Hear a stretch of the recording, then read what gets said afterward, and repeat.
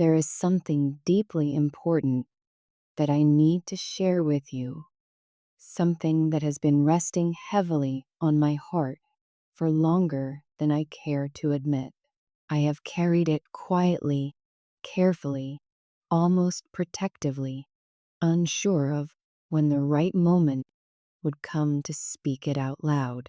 But after what happened last night, I can no longer keep it tucked away in silence. What transpired was not random, nor was it impulsive.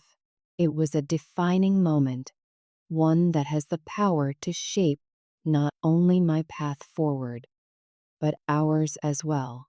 For weeks, if I am being completely honest, for months, I have felt a subtle tension growing beneath the surface of our lives. At first, it was faint, easy to dismiss.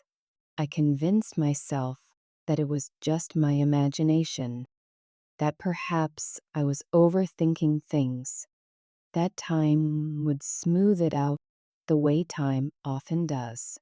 I told myself that if I didn't give it attention, it would eventually dissolve on its own.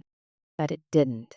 Instead, it lingered, quiet but persistent, like a distant storm cloud that never quite moves on. I tried to ignore it. I tried to convince myself that addressing it would only create unnecessary drama, that perhaps silence was the more mature choice, that maybe peace meant letting it be. Yet deep down, I knew the truth. Ignoring something doesn't make it disappear. It only buries it alive. And buried things have a way of growing roots in the dark. The presence of this third party, this lingering connection from the past, had begun to chip away at something sacred, not loudly, not dramatically, but subtly. It was in the unspoken tension, the moments of discomfort, the feeling that something unfinished was hovering just beyond reach. I tried to downplay it, but my spirit wouldn't let me. Because this wasn't about jealousy. It wasn't about insecurity. It was about boundaries, about respect, about protecting what we have built together with such care. Eventually, I reached a breaking point, not one fueled by anger, but by clarity. I realized that what I had been calling peace was actually avoidance. And avoidance is not protection. Avoidance is fear dressed up as patience. I knew that if I didn't address this now, it would only grow larger. It would cast a darker shadow over the light we have nurtured together. And I refused to allow anything, anyone, to diminish the beauty of what we share. So after countless sleepless nights, after replaying scenarios in my mind and questioning my own readiness, I made a decision, a difficult one, but a necessary one. I chose to confront it head on. Last night, the moment came sooner than I expected. There was no rehearsal, no perfectly crafted speech prepared in advance. Just me, standing face to face with the person whose continued presence had quietly unsettled our peace.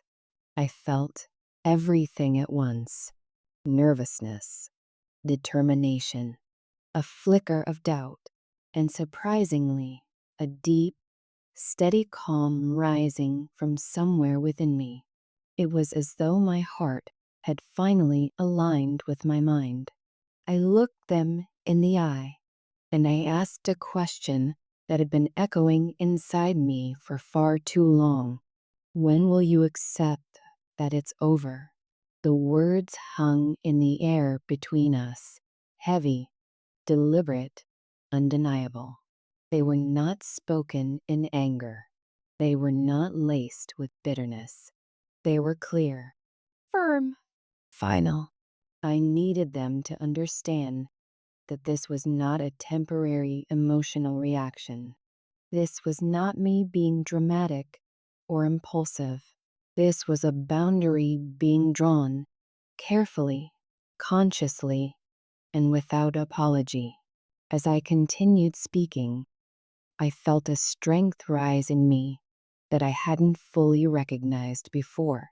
I explained that their involvement in my life, our life, had reached its end, that whatever chapter once existed there had closed, that the connection we share now is not something I am willing to jeopardize for unresolved ties to the past. I told them about you, about how deeply you matter to me, about how our relationship is not just another chapter.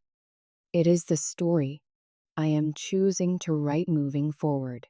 I spoke of the peace we've worked so hard to cultivate, the trust, the laughter, the shared dreams, and I made it clear that I would not allow anyone to intrude upon that space. There was no shouting, no hostility, just truth. I explained the toll their continued presence had taken, how even subtle interference can erode stability over time, how boundaries crossed, even unintentionally, still cause harm. I told them that whether their actions were meant to disrupt or not, the effect had been the same, and I could no longer tolerate it. For a moment, they looked stunned. Perhaps they had expected hesitation. Perhaps they thought I would soften my stance. But what they saw instead was certainty. I watched the realization slowly settle across their face. This wasn't a passing wave of emotion. This wasn't something I would reconsider tomorrow. This was final. I continued, ensuring there was no room for confusion. I told them this wasn't about punishment or blame. It wasn't about rewriting history or denying what once was. It was about honoring what is. It was about choosing you, choosing us, choosing the life we are building over the remnants of something that no longer belongs in our present. As I spoke, something unexpected happened within me. The fear I had anticipated never fully arrived. Instead, I felt lighter, as though by speaking the truth out loud, I had released a burden I didn't even realize I was carrying so heavily. Then came silence, a deep, thick silence that felt both uncomfortable and necessary. It was the kind of silence that signals transformation, that marks the end of one era and the quiet beginning of another. When they finally responded, it wasn't with anger. It wasn't defensive. It was quiet acknowledgement, a slow nod, eyes that reflected resignation and perhaps understanding. I believe in that moment they saw what I had come to understand weeks ago, that holding on serves no one. There was no dramatic exit, no heated exchange, just a shift, a closing. And with it, a profound sense of closure washed over me. As I walked away, I felt something I hadn't felt in a long time: peace. Not the fragile kind built on avoidance, but the solid kind built on truth. I realized then that this confrontation wasn't just about drawing a line, it was about reclaiming our space, our future, our harmony. It was about demonstrating through action, not just words, that my commitment to you is unwavering. When I reflect on everything now, I feel immense gratitude because it is the love we share that gave me the courage to take that step. Loving you has made me braver. It has made me clearer about what I will and will not accept in my life. You are not just my partner, you are my anchor, my guiding light, the person who inspires me to grow into a stronger version of myself. This moment feels like a turning point. The tension that once lingered has lifted. The shadow that quietly hovered has receded. And what remains is clarity. With that chapter behind us, we can move forward without unfinished threads tugging at our present. We can focus on building something even stronger, something unshakable. I want you to know, without any doubt, that everything I did for us, not out of obligation, not out of fear, but out of love. Deep, steady, intentional love. My commitment to you is not conditional. It is not fragile. It does not waver when tested. Together, we can face anything because we face it honestly. Thank you for being my confidant, for trusting me, for loving me in a way that makes courage possible.